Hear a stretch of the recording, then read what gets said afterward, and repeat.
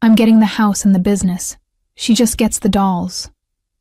Sebastian's voice echoed through the lawyer's office with such smug satisfaction that I wanted to throw something at his perfectly styled head. The entire family erupted in laughter, as if my inheritance was some kind of elaborate joke. I sat there in my simple black dress, watching my brother bask in their approval while they dismissed everything I had worked for over the past decade. My name is Anna Wells, and I'm 32 years old. For the last 10 years, I've been the backbone of our family's construction company, Timbermere Brewing, in Portland, Oregon. While Sebastian partied his way through college and then spent his 20s traveling the world on daddy's dime, I was pulling 80-hour weeks, managing contracts, dealing with suppliers, and making sure our workers got paid on time. But apparently, none of that mattered to anyone sitting in this mahogany-paneled office. Anna always was Daddy's little princess with her dollhouse collection, my Aunt Patricia chimed in, dabbing at her eyes with a tissue that hadn't seen a single tear. At least Sebastian understands business. I bit my tongue so hard I tasted blood. Sebastian understanding business? The man who had never set foot on a construction site, who couldn't tell a 2x4 from a steel beam, who thought profit margins were something you wrote in the edges of a notebook. But I kept my expression neutral, my hands folded in my lap, because I had learned long ago that defending myself to this family was like trying to reason with a pack of wolves. Well, Sebastian continued, straightening his expensive tie, I suppose Anna can keep playing with her toys while I handle the real responsibilities. Father always said the business needed strong leadership. The lawyer, Mr. Harrison, cleared his throat softly. He was an elderly man with kind eyes who had known our family for decades. Something in his expression made me sit up straighter, a flicker of anticipation dancing in my chest. Actually, Mr. Harrison said, his voice cutting through their laughter like a knife through butter, the company was never in his name. The room fell silent so quickly that I could hear the air conditioning humming in the vents. Sebastian's face went from triumphant to confused in the span of a heartbeat, and I felt something warm and dangerous spreading through my chest. After years of being dismissed, overlooked, and treated like the family disappointment, something told me that the tables were about to turn in a way that none of them could possibly imagine. Growing up as the youngest child in the Wells family meant learning early that my opinions didn't matter much. My father, Thomas Wells, was a bear of a man who had built his construction company from nothing, starting with a single truck and a handful of tools.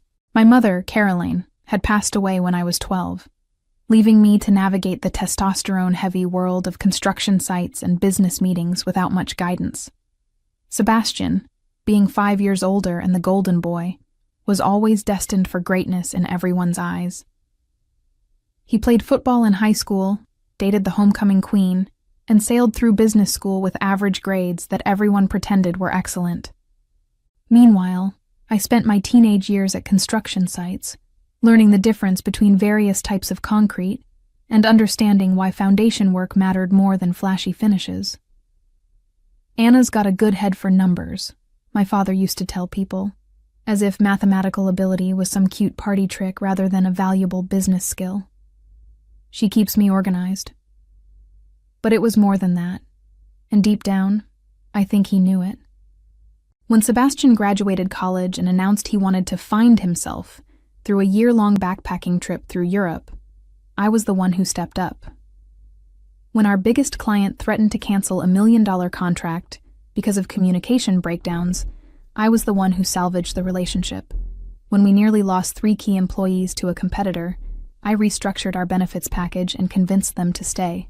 I had learned to read architectural blueprints, understand zoning laws, and negotiate with union representatives. I could walk onto any of our job sites and spot safety violations, quality issues, or scheduling problems within minutes.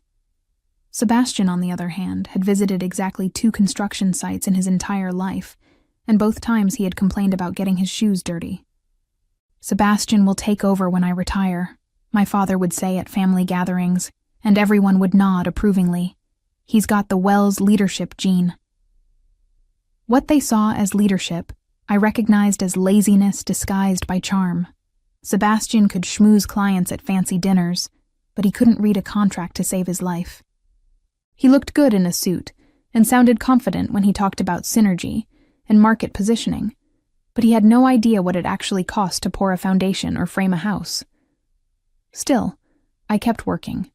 I kept solving problems, managing crises, and building relationships with our suppliers and subcontractors. I told myself that someday my contributions would be recognized, that the family would see how much I had sacrificed for the business we all claimed to love. Looking back now, sitting in that lawyer's office with everyone staring at Mr. Harrison in stunned silence, I realized that my father had seen it all along. The question was whether he had done something about it. The night my father died, 3 months before this moment in the lawyer's office, I was the one holding his hand in the hospital room. Sebastian was in Miami at some conference that was probably more vacation than business, and by the time he flew back, the funeral arrangements were already made. "You've been my right hand all these years," my father had whispered during one of his lucid moments in those final days. "You understand this business better than anyone." I had squeezed his hand and told him not to worry about work, that everything would be fine. But there was something in his eyes, a weight that seemed like he wanted to say more. He kept looking toward his briefcase in the corner of the room, the one that never left his side during business hours. "Anna," he had said, his voice so quiet I had to lean closer to hear him. "The dolls, your grandmother's collection, it's not just about sentiment." At the time, I thought he was talking about the emotional value of the antiques. My grandmother's doll collection had been passed down through generations, and while I had always found them slightly creepy, I understood their historical significance. They were beautiful pieces, some dating back to the 1800s, crafted by artisans whose work was increasingly rare. But now, watching Mr. Harrison shuffle through his papers with deliberate precision, I began to wonder if there had been layers to my father's words that I hadn't understood. "The business ownership," Sebastian demanded, his voice cracking slightly. "What do you mean it was never in his name?" Mr. Harrison adjusted his glasses and pulled out a thick folder. "Your father transferred ownership of Timbermere Brewing to Anna 5 years ago. She has been the legal owner of the company since then, though the transition was kept confidential at Mr. Wells's request." The air in the room seemed to thicken. I could feel my heart pounding against my ribs, but I kept my expression carefully neutral. 5 years ago was when Sebastian had decided to spend 6 months in Thailand, exploring his spiritual side, while I was managing the largest contract in our company's history. "That's impossible," Sebastian said, but his voice lacked conviction. "I'm his son. I'm supposed to inherit the business. The will you're inheriting today pertains to Mr. Wells's personal assets," Mr. Harrison continued calmly. "The house, his personal investments, and various family heirlooms. The business has belonged to Anna since 2019. I finally allowed myself to smile, just a little. Around me, I could see the family exchanging confused glances, their earlier celebration curdling into uncertainty. Sebastian's face had gone pale, and for the first time in my adult life, he was looking at me with something that might have been respect. Or maybe it was fear. "This has to be some kind of mistake," Sebastian said, his voice rising with desperation. "Anna doesn't know anything about running a company. She's just the bookkeeper." The words hit me like a physical blow, but instead of anger, I felt something cold and calculating settle in my chest. After 10 years of being dismissed as just the bookkeeper, the moment of truth had finally arrived. I watched Sebastian's face cycle through disbelief, anger, and growing panic as the reality of his situation began to sink in. "I assure you there's no mistake," Mr. Harrison said, pulling out a legal document thick enough to use as a doorstop. "Miss Wells has been the sole owner and operator of Timbermere Brewing since September 15th, 2019. Your father made this transfer to protect the business from potential creditors and to ensure continuity of operations under experienced management." experienced management. The words tasted sweet in my mouth even though I hadn't spoken them. I had spent years listening to Sebastian talk over me in meetings, watching him take credit for projects I had managed from start to finish, and enduring his condescending explanations of business concepts I had mastered before he learned to balance a checkbook. "But I went to business school," Sebastian protested, as if his degree trumped my decade of actual experience. "I have an MBA from Portland State, with a 2.8 GPA, I said quietly, speaking for the first time since Mr. Harrison had dropped his bombshell. "In a program you took 5 years to complete because you kept taking semesters off to find yourself." The family turned to stare at me, as if I had suddenly sprouted wings. Aunt Patricia's mouth fell open, and my cousin Jake actually dropped his coffee cup. It clattered against the hardwood floor, but nobody moved to clean it up. "Anna," my stepmother Diane said sharply, "that's no way to talk to your brother." "You're right," I replied, standing up from my chair for the first time since we had entered the office. "I should probably use his proper title. Sebastian, as the owner of Timbermere Brewing, I want to formally thank you for your years of minimal contribution to our company's success." I could see Sebastian's hands shaking as he processed what I was saying. The golden boy who had always been handed everything was finally facing a reality where his charm and connections couldn't save him. "This is ridiculous," he said, but his voice lacked its usual confidence. "Father would never. He knew I was going to take over. We talked about it all the time." "You talked about it," I corrected. He listened. "There's a difference." Mr. Harrison cleared his throat diplomatically. "Perhaps I should explain the full scope of the business transfer. Miss Wells, your father was very thorough in his documentation. Would you like me to continue reading the details?" I nodded, settling back into my chair. For the first time in years, I felt like I was exactly where I belonged. Around me, the family sat in stunned silence, their earlier celebration forgotten as they struggled to understand how completely they had misread the situation. The transfer included all business assets, contracts, equipment, and intellectual property, Mr. Harrison continued. Miss Wells also assumed all business debts and obligations, which she has been managing successfully for the past 5 years. The company's value has increased by approximately 40% under her leadership. Sebastian made a choking sound. I glanced at him and saw that his face had gone from pale to green around the edges. 40% growth wasn't luck or coincidence. It was the result of careful planning, strategic investments, and countless 18-hour days that he had never bothered to acknowledge. "Now," Mr. Harrison said, "shall we continue with the personal estate distribution?" The personal estate reading felt like watching a slow-motion car crash. Sebastian inherited the family house, which sounded impressive until Mr. Harrison mentioned the outstanding mortgage balance of $300,000. He also received my father's personal investments, which had been severely depleted over the past few years to cover Sebastian's various business ventures and extended vacations. "The antique doll collection," Mr. Harrison announced, "goes to Anna, along with all associated documentation and appraisals." Sebastian actually laughed, though it sounded more like a bark than an expression of humor. "See? I told you she gets the dolls. At least some things make sense." I kept my expression neutral, but inside I was practically vibrating with anticipation. My father's comment about the dolls not being just about sentiment was starting to make perfect sense. During his final days, he had mentioned something about documentation and appraisals, words that had seemed insignificant at the time. "Mr. Harrison," I said carefully, "could you elaborate on the appraisals?"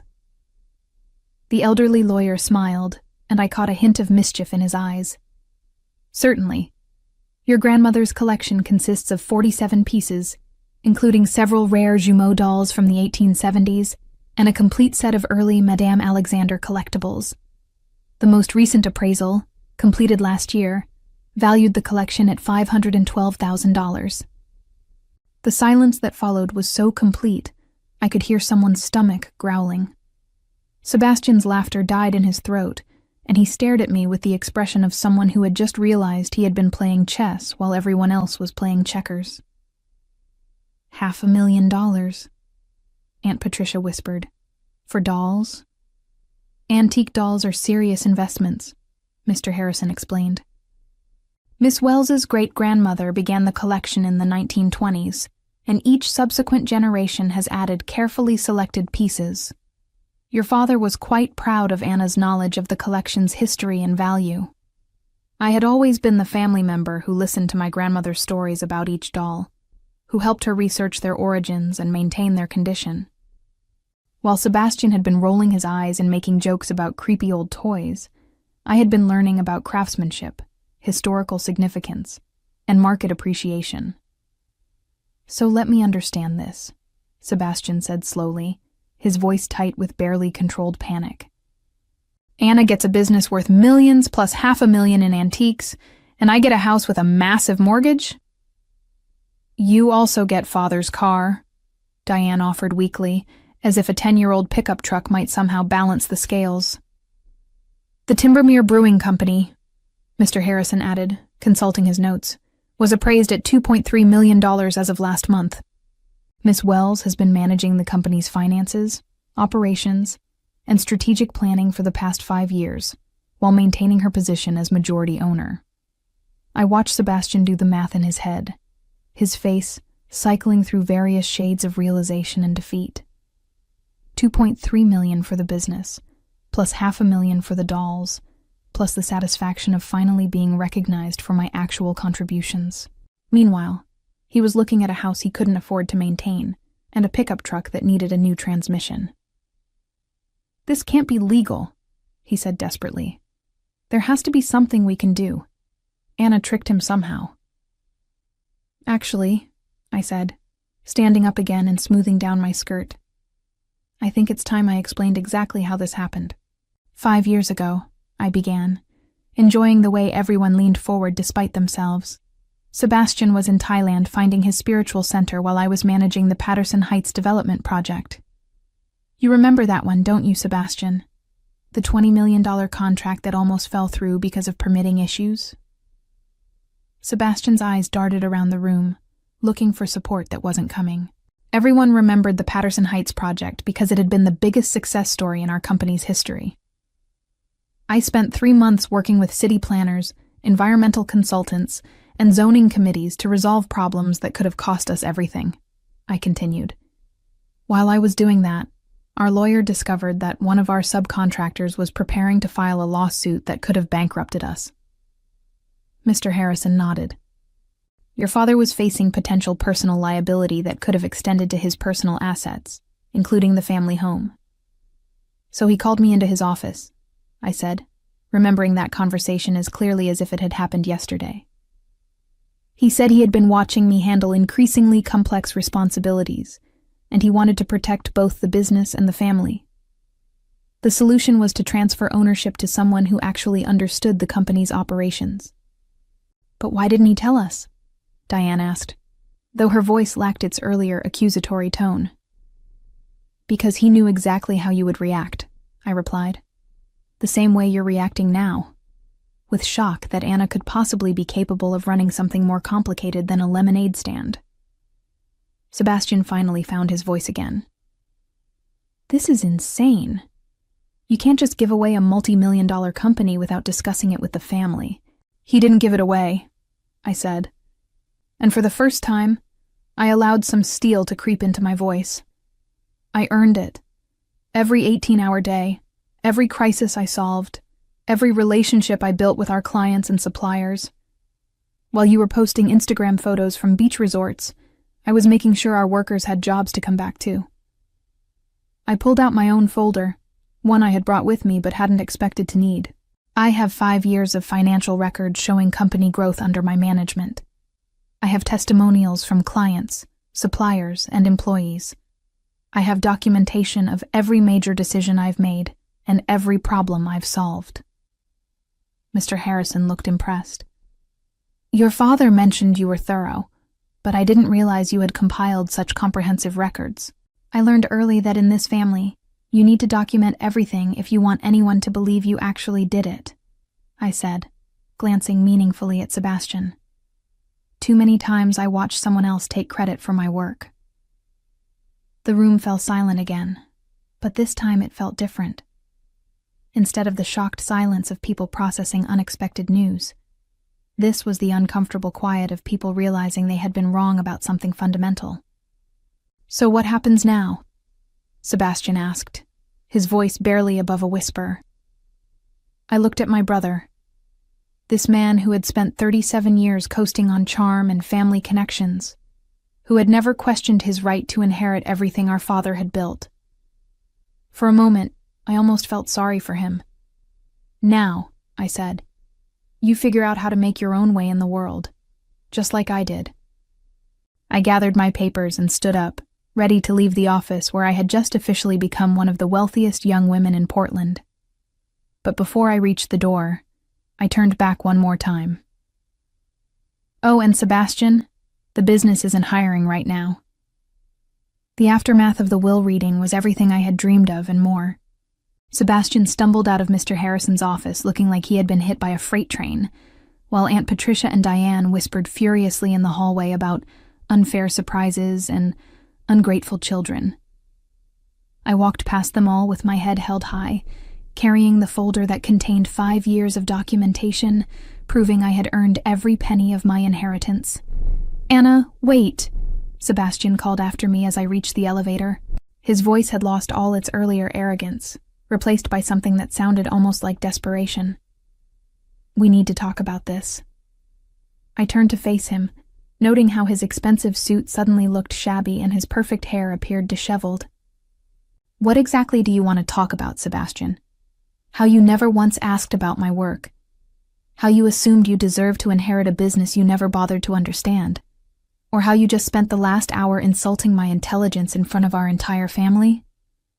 He opened his mouth, then closed it again, apparently realizing that any answer he gave would only make things worse for him. You know what the funny thing is? I continued, stepping into the elevator. I actually would have been willing to work with you. If you had ever shown even a tiny bit of respect for what I do, or taken 5 minutes to learn about the business, we could have been partners. But you were too busy being handed everything to notice that someone else was doing all the work. The elevator doors started to close, and Sebastian made a half-hearted attempt to follow me, but I held up my hand. Don't, I said firmly. You made your choice a long time ago. You chose to treat me like I was invisible, like my contributions didn't matter. Now you get to live with the consequences. As the elevator descended, I caught a glimpse of Sebastian's reflection in the polished doors. He was standing alone in the hallway, surrounded by family members who were looking at him with the same mixture of disappointment and pity they had once reserved for me. 3 weeks later, I was sitting in my newly redecorated office at Timbermere Brewing headquarters, reviewing expansion plans that would have been impossible under Sebastian's expected leadership. The owner and chief executive officer nameplate on my desk still gave me a little thrill every time I saw it. My assistant knocked on the door. Miss Wells? There's a Sebastian Wells here to see you. He says he's your brother. I looked up from the architectural blueprint spread across my conference table. Through my office window, I could see our newest construction site, where we were building a sustainable housing development that would be featured in next month's Portland Business Journal. The project was my design, my vision, and my responsibility. Send him in, I said. Sebastian entered my office looking like a man who hadn't slept well in weeks. His clothes were wrinkled, his hair was uncombed, and he had the defeated posture of someone who had finally run out of options. Nice office, he said, though his voice lacked any real appreciation. I heard you're expanding into green construction. We are, I replied, not bothering to stand up or offer him a chair. It's a growing market, and we're positioned to be regional leaders in sustainable building practices. He nodded slowly, his eyes taking in the awards on my walls, the photos of completed projects, and the architectural certificates I had earned while he was busy traveling the world. Anna, he said finally, I need a job. The words hung in the air between us, and I realized that this was the moment I had been unconsciously waiting for. Sebastian Wells, the golden boy who had never worked a day in his life, was asking his little sister for employment. "I'm sorry," I said, and meant it, "but we're not hiring." Sebastian's life unraveled quickly after the will reading, as word spread through Portland's business community about the dramatic reversal of fortune at Timbermere Brewing. His reputation as a future business leader crumbled when people learned he had expected to inherit a company that his sister had actually been running for years, while his lack of real experience became painfully obvious when he tried to find employment in construction or development firms that knew the Wells family history. The family house became a financial burden he couldn't manage, forcing him to take a job as a sales associate at a car dealership while struggling to make mortgage payments on a property he couldn't afford to maintain. Within 6 months, Sebastian had to move into a small apartment and watch from a distance as his sister expanded the business he had taken for granted, knowing that his years of dismissing her contributions had cost him everything he had expected to inherit. As I signed the contract for our 4th major expansion project, I reflected on how Sebastian's years of mockery had inadvertently prepared me for this moment.